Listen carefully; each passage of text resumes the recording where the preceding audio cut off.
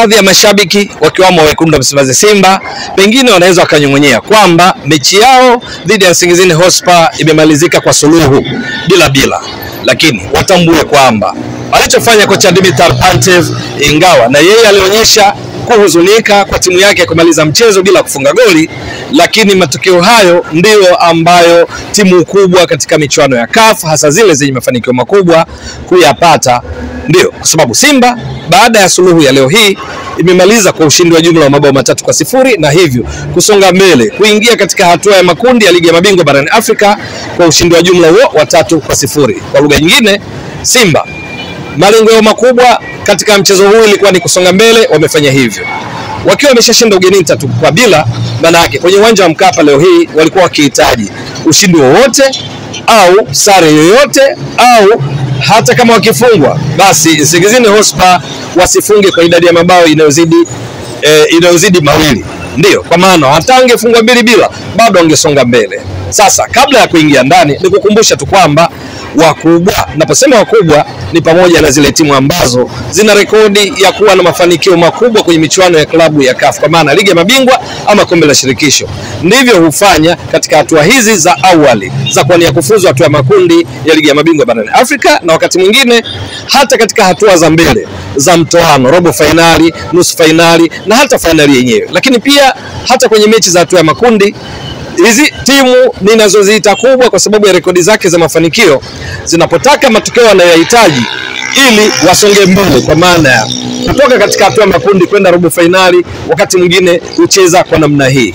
Ikumbuke vizuri katika kanuni za CAF, mechi za nyumbani na ugenini kwenye mtoano huwa kuna bao la ugenini lina nguvu yake. Sasa hizi timu nasisitiza kwamba ni kubwa hapa, na maanisha Al Ahli, Esperance de Tunis, timu zile za UNAF ukanda wa kaskazini mwa Afrika, kwa maana timu katika nchi za Misri, Morocco, Tunisia, Algeria, Libya, hapa nikijumuisha timu kama Zamalek, timu kama Wydad Casablanca, Raja Casablanca, RS Berkane na nyinginezo za kaskazini mwa Afrika ambazo zina rekodi ya kufanya vizuri sana kwenye michuano ya CAF. Inapofika hatua za mtoano, iwe hatua hizi za awali ama za mbele kama robo finali au katika makundi, wanapohitaji matokeo yao kuhakikisha mwisho wa siku wao wafanikiwe, wasonge mbele na sio kitu kingine. Yani kwa lugha nyingine zinacheza soka malengo, objective football, kwamba mwisho wa siku matokeo yoyote yale wao wasonge mbele. Lakini huwa inapendeza zaidi pale ambapo timu inapata matokeo, lakini wakati huo mashabiki wake wanaburudika kwa soka sambusa, soka biriani. Mashabiki wake wanaburudika kwa kuona mabao, maana mpira wa miguu ni mabao. Lakini kwenye michuano ya CAF kitu kikubwa ni kusonga mbele. Takupa mfano, wakati timu kubwa hizi zinapocheza nyumbani na ugenini, wanapokuwa ugenini wanaweza kucheza mpira ambao unaweza kaona hao jamaa mwaka huu ni unga, na tumekuwa tukisema hivyo. Al Ahly msimu hawana lolote, wako unga, lakini ndio timu ambazo hufika mbali zaidi, hufika finali na wakati mwingine kutoa ubingwa. Ni kwa sababu hucheza kimahesabu zaidi. Wanapokuwa ugenini kwa mfano, huwa wanahakikisha huwafungi. Sare yoyote kwao sawa, na kama kushinda inakuwa vizuri zaidi. Ukiwafunga basi kusiwe na tofauti kubwa ya mabao, yani margin. Unaweza kuwafunga 1-0, wao wanaona sawa kwa sababu wanajua ukienda kwao hawakuachi. Lakini wakitoa sare ya mabao kwa mfano 1-1, 2-2, kwa kanuni za CAF, faida ya bao la ugenini huwafanya wanapocheza kwao hata bila huwa inawatosha, hakuna lawama, isipokuwa wanafurahia wakiona wanakwenda katika hatua inayofuata bila kuvuja jasho jingi sana kana kwamba kwenye mtoano ndio kila kitu. La hasha, wanachohitaji wao ni kusonga mbele. Na katika mechi hizi za hatua za awali, preliminary stage, timu hucheza kimahesabu ziende katika hatua ya makundi ambako ndiko hata mabao huanza kuhesabiwa kwa wafungaji bora hupatikana kuanzia hatua ya makundi kwenda mbele. Timu kama Al Ahly, timu kama Esperance de Tunis wanapokuwa ugenini ni nadra kufunga mabao mengi. Ikitokea hivyo basi wewe umejichanganya, wanaona sawa. Lakini hata ukiwafunga 1-0 wanaona sawa, ukitoa sare wanaona sawa, wakikufunga hata wakikufunga 1-0 wanaona poa, kwa sababu ukienda kwao hawakuachi. Kwenye msimu huu hapa tunapozungumza, Al Ahly mechi zao wamecheza dhidi ya Igonoa ya Burundi. Mechi ya kwanza wamecheza Burundi, walicheza kijanja sana, wakashinda bao 1-0. Mechi ya marudiano Cairo walicheza kijanja zaidi, wakashinda 1-0, matokeo ya jumla akawa 2-0. Katika makaratasi unaweza kuona Al Ahly ya Misri labda wakicheza na Igonoa ya Burundi watashinda mabao 7-8 kwa jumla aggregate. Hapana, wamesonga mbele kwa ushindi wa mabao 2-0. Ni kwa sababu wanajua hizi hatua za mtoano kikubwa ni kusonga mbele na sio vingine. Kama ni mabao mengi basi wanaweza kuyapata pale panapotokea fursa hiyo, lakini vinginevyo huwa wana manage mchezo ili mwisho siku wafanikiwe. Wakashinda jumla mabao 2-0, wako hatua makundi ligi ya mabingwa barani Afrika. Lakini kuna Esperance de Tunis, wao walipangiwa na Rahimo ya Burkina Faso kwenye mechi yao ya kwanza kule nchini Burkina Faso. Rahimo wameupiga mwingi mno, wakimiliki zaidi mpira, wakipiga pasi nyingi, wakifika mara nyingi kwenye lango la Esperance de Tunis. Esperance de Tunis dakika 90.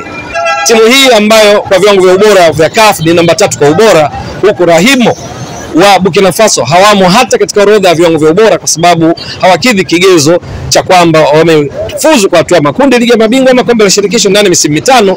Ulitarajia kwamba Esperance labda washinde mengi sana. Hapana. Walishinda bao 1-0 Esperance, wakaridhika wakijua wakienda kwao wanamaliza shughuli. Huu ni mfano tu wa timu nyingi kubwa ufanye hivyo. Timu ambayo ukijichanganya na kupiga nyingi ni Mamelodi Sundowns, wao uwafunge, utoe sare, washinde, huwa wanamiliki zaidi mpira, wanacheza nafasi nyingi. Lakini nyingine nyingi hasa za UNAF kaskazini mwa Afrika ambazo ndizo zina rekodi ya kutwaa mataji kwa wingi kama Pyramids, kama RS Berkane ambao ndio mabingwa wa ligi ya mabingwa na kombe la shirikisho kwa msimu uliomalizika, kucheza kijanja sana. Sasa nimetoa mfano wao kwa sababu Simba leo hii wakati wakicheza na Nsingizini Hotspur walikuwa mbele kwa mabao 3-0. Kwa mashabiki ni kweli walitamani kuona mabao wafurahi zaidi, lakini kikosi kilichoanza katika dakika 45 za kwanza kiliashiria kwamba kocha Dimitar Pantev licha ya kwamba alitamani timu yake ifunge mabao, lakini alihitaji zaidi kuwa salama, kuhakikisha ushindi wake hauathiriwi na surprise, labda na mshangao kutoka kwa wapinzani wao Nsingizini Hotspur. Matokeo yake kikosi chake alichopanga katika kipindi cha kwanza hakikuhusisha mshambuliaji wa kiasili ndani ya Simba yeyote yule. Ndio Kibu Denis Prosper anafahamika alipokuwa akicheza Mbeya City ya Mbeya alikuwa akicheza kama mshambuliaji, lakini katika maisha yake kuna Msimbazi Simba Kibu Denis Prosper ni mshambuliaji kutokea pembeni, ni winga, ni kiungo ushambuliaji na si mshambuliaji kinara. Ndani ya Simba hivi sasa ushambuliaji vinara wanafahamika ni Selemani Mwalimu, ni Jonathan Soa, ni Steven Dese Mkwala. Kwenye kikosi kilichoanza Simba leo hii, Mwalimu Dimitar Pantev hakuanza na mshambuliaji yeyote kati ya hao. Badala yake alianza na viungo wa ushambuliaji wenye kushambulia watano, akiwemo Kibu Denis Prosper ambaye ndiye alikuwa akicheza kama false 9, nambari 9 wa uongo. Wengine Jashaua, Joshua Budo Mutale, Elim Panzo Kibisawala ni miongoni mwa wale walioanza katika kikosi hicho, huku kiungo wa ukabaji akiwa mmoja ambaye ni Yusuf Kagoma. Nini alitaka? Ni dhahiri ilionekana katika kipindi cha kwanza kwamba Simba inamiliki zaidi mpira eneo la kati, lakini haiendi moja kwa moja, inapiga sideways passes nyingi, pasi za kushoto kulia nyuma.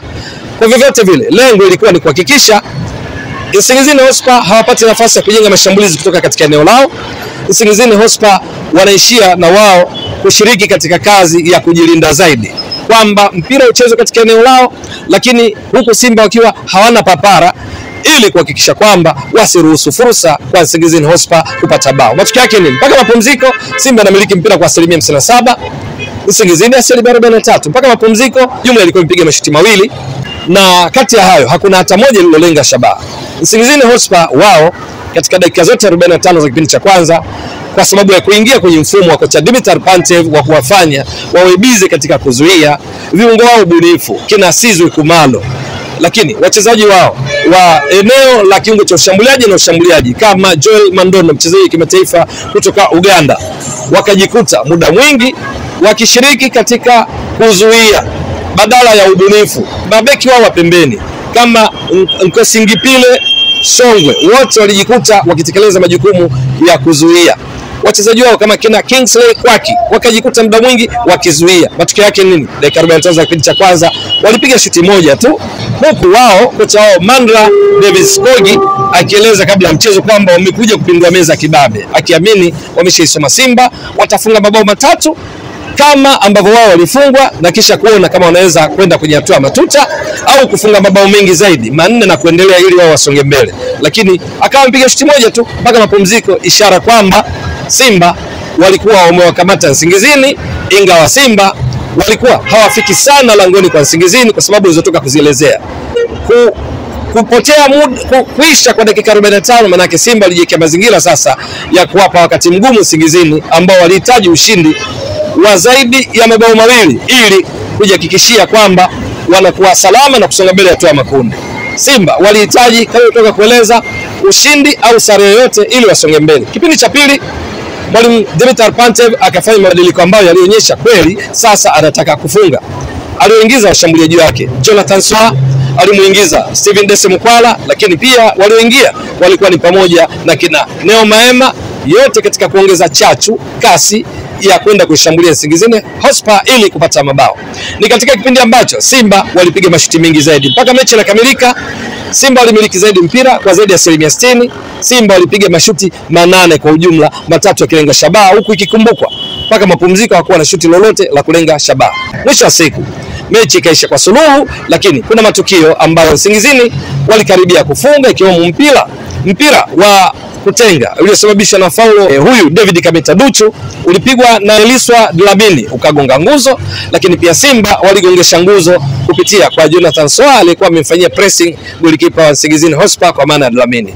Kuna tukio lingine ambalo Simba ongeza kufunga bao, lilimhusisha Eli Mpanzu Kibisawala akiwa karibu na lango, alipiga shuti ambalo hata hivyo lilimlenga golikipa Dlamini, alilicheza wakanusurika Nsingizini Hotspur. Kwa lugha nyingine mechi iliisha bila, lakini waliosababisha pia ni pamoja na Nsingizini ambao walipaswa wao kuwa wanashambulia zaidi, wafunge kupindua meza kibabe kama alivyosema kocha wao Mandra Davis Kogi, lakini kwa namna ambavyo Simba walikuwa wakicheza kijanja mara nyingi katika eneo la mwisho lao wakajikuta wakizuia zaidi, wakiwa wamejipanga kwa wastani 4-5 mbele wakiacha mchezaji mmoja, na matokeo yake haikushangaza kuona wakilazimika kuzuia zaidi wawe salama bila kukumbuka kwamba wako nyuma kwa mabao 3-0 kutokana na mchezo wa kwanza. Bila Simba imetinga hatua ya makundi. Simba imeungana na watani za wajadi Yanga ambao wameshafuzu hatua ya makundi ya mabingwa barani Afrika baada ya kuwatoa Silver Strikers ya Malawi.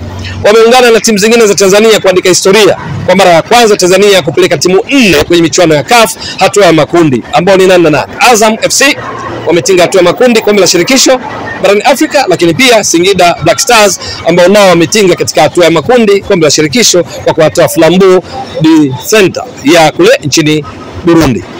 Simba wamefuzu kibabe. Simba wamefuzu kwa kuonyesha wakicheza kikubwa kama wakubwa wengine hufanya kwenye mechi za hatua hii, ingawa kuna mambo ambayo kocha Dimitar Pantev atapaswa kuyafanyia kazi kupitia mchezo wa leo, kwamba kama anahitaji ushindi anapaswa kikosi chake asisubiri mpaka kipindi cha pili ndipo aingize washambuliaji, badala yake aweze kuweka mizania sawa ya kushambulia na ikibidi biashara asubuhi jioni mahesabu, na sio kusubiri katika kipindi cha pili kama alivyofanya katika mchezo wa kwanza kule Eswatini ambako mpaka mapumziko walikuwa wanaongoza bao 1-0 kutokana na mpira wa kutenga kona ya Neo Maema iliyowekwa wavuni na beki wake wa kati Wilson Nangu.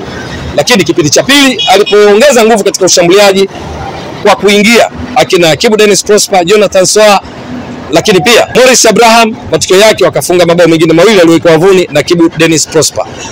Bila shaka atakuwa amepata somo kwamba kwenye hatua ya makundi ni vyema kuwekeza nguvu katika kufunga, na hilo linafanyika kwa kupanga au kwa kuwaweka wachezaji unaoamini watakwenda kukufungia mabao na sio kushambulia kwa kusuasua kama ilivyoonekana katika mchezo huu dhidi ya Nsingizini, ambapo Simba kipindi cha kwanza walimiliki zaidi mpira lakini hawakufunga mabao na hawakupiga mashuti ya kutosha kuelekea langoni mwa Nsingizini Hotspur, kwa kile kilichoonekana yeye mwenyewe mpango kazi wake wa kutohusisha mshambuliaji wa kiasili katika kikosi chake ilichangia. Lakini pia kipindi cha pili kuongeza washambuliaji wakiwamo Jonathan Soa na Steven Dese Mukwala kuingia kwa kina Neo Maema kulionyesha sasa ndipo alipotaka mabao, na kwa sababu hiyo kwenye hatua ya makundi atapaswa kuzingatia haya kwamba anapotaka kufunga basi aanzie mpango wake katika dakika ya kwanza ili kuongeza nasibu ya kufunga, tunamaanisha probabilities. Vinginevyo kongole kwa Dimitar Pantev, kongole kwa Simba kwa kuingia hatua ya makundi wakiwa na kila dalili sasa kuendeleza kile ambacho wamekuwa wakifanya tangu msimu wa 2018-19 ambapo Simba kwenye michuano ya klabu ya CAF, iwe ligi ya mabingwa ama kombe la shirikisho, break ya kwanza huwa ni robo finali. Kasoro msimu wa 2019-2020 ambapo timu yao ilitolewa mapema na UD Songo katika hatua za awali, lakini kasoro msimu uliomalizika 2024-2025 ambao Simba hawakuishia robo finali bali walikwenda mbali zaidi mpaka finali ya kombe la shirikisho barani Afrika walipocheza dhidi ya RS Berkane ya Morocco, matokeo ya jumla wakipoteza kwa 3-1. Je, msimu huu watafanya nini Simba? Wanao wachezaji wazuri katika kila nafasi, wanaye Dimitar Pantev mzuri kwa mbinu ambaye amefanikisha kuingia katika hatua ya makundi, lakini akiwa na somo lililotoka kulielezea juu ya upatikanaji wa mabao, ajipange mapema namna ya kutumia rasilimali watu wake alionao katika kikosi kutokana na usajili mzuri uliofanywa na management ya Simba ili kuwawezesha kufika mbali zaidi, kutimiza mipango kazi ya timu ambayo bila shaka ni kuvuka hatua robo finali kwenda walau kuanzia nusu finali na ikibidi kutoa ubingwa. Itakuwa vipi? Ni swala la kusubiri. Ewe mtazamaji wa Mbwaduke Stats Sport Next Level, endelea kuunga mkono channel hii kwa kuhakikisha una subscribe, una share, una like na kucomment. Mwasilishaji wako ni mimi Ramadhani Mbwaduke almaarufu kama Mzee wa Data. Shukrani jazilan. Bye bye.